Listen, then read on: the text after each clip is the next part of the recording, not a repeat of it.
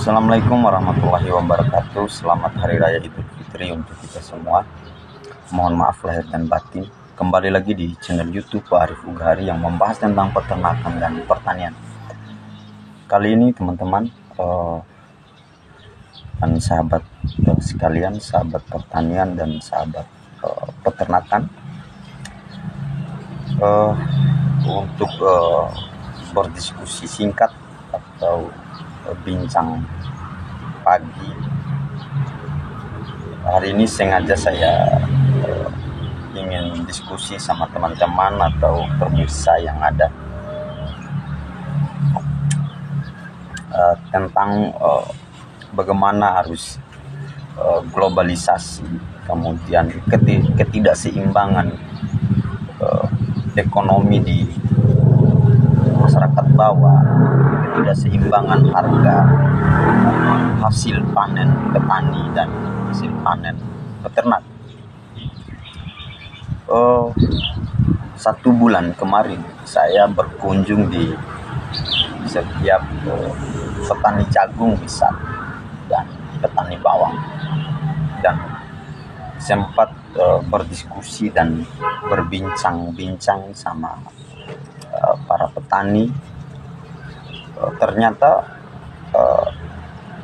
ada korporasi di sana yang dimainkan oleh distributor pupuk dan pembibitan.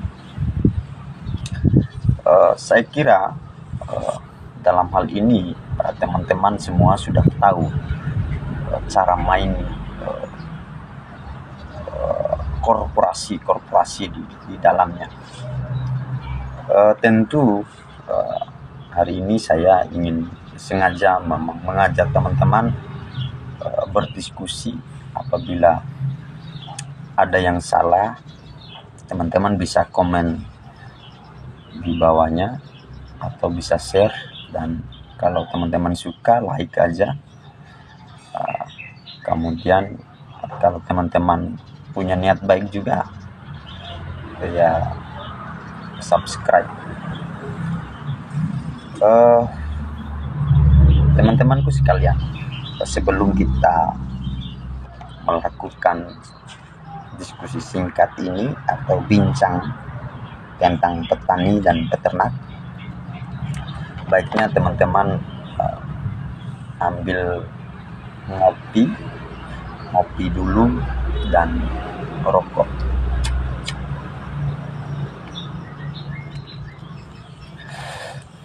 Oke teman-teman,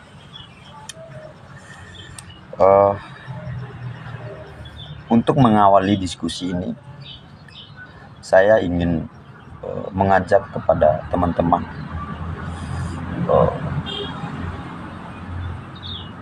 seberapa beruntungkah petani jika pupuknya mahal atau bibit-bibitannya mahal atau obat-obatan pestisidanya mahal. Apakah petani untung? Dan diberikan pertanyaan atau jawaban di kolom komentar.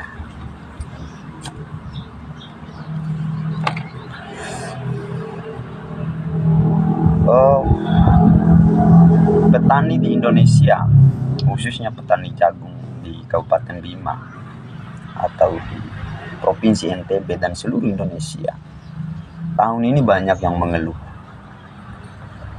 karena dari sekian yang saya kunjungi 1 bulan kemarin,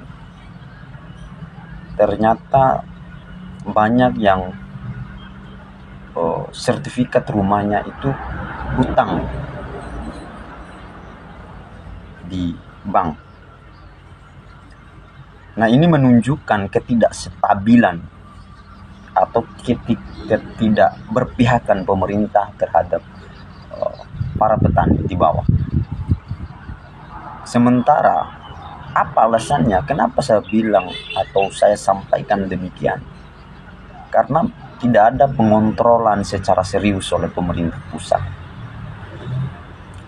untuk harga panen, misalnya harga jagung.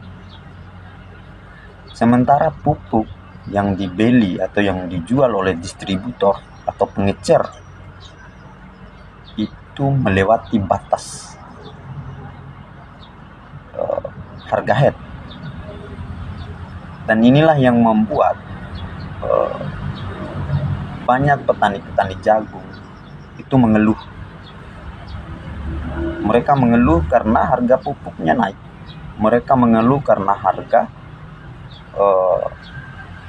pestisida atau obat-obatannya naik. Sementara ongkos yang mereka keluarkan itu tidak sesuai dengan ekspektasi yang mereka inginkan.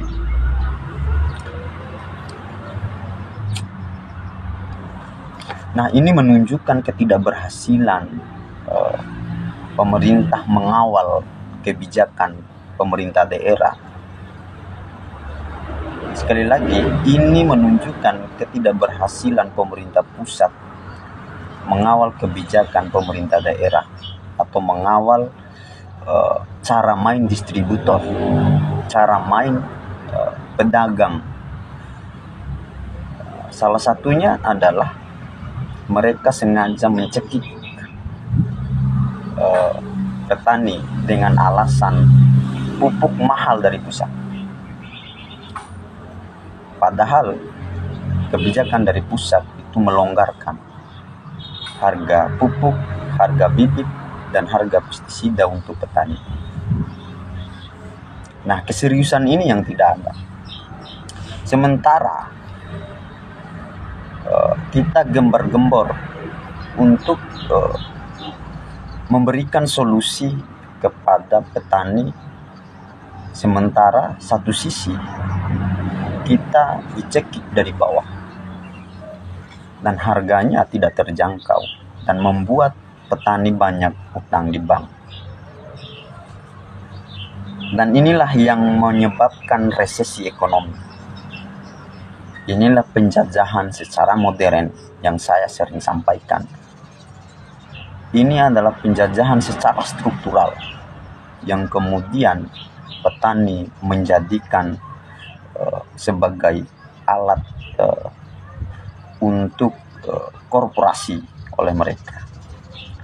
Dan banyak, bukan hanya petani bawang atau petani jagung saja, begitupun di peternakan.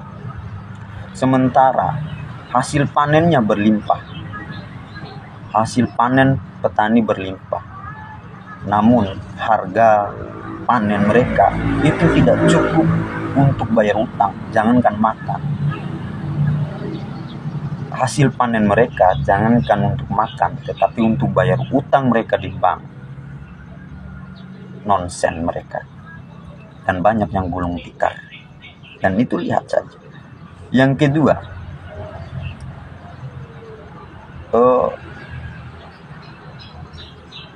dari harga pupuk naik dan sebagainya, pembibitan naik, kemudian obat-obatannya naik,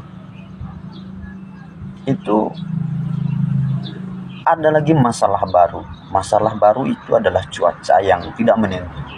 Cuaca ekstrim yang tidak menentu inilah yang menyebabkan juga salah satunya banyak jagung-jagung yang memang tidak berkualitas buah dan bibitnya dan bijinya, itu maksud saya.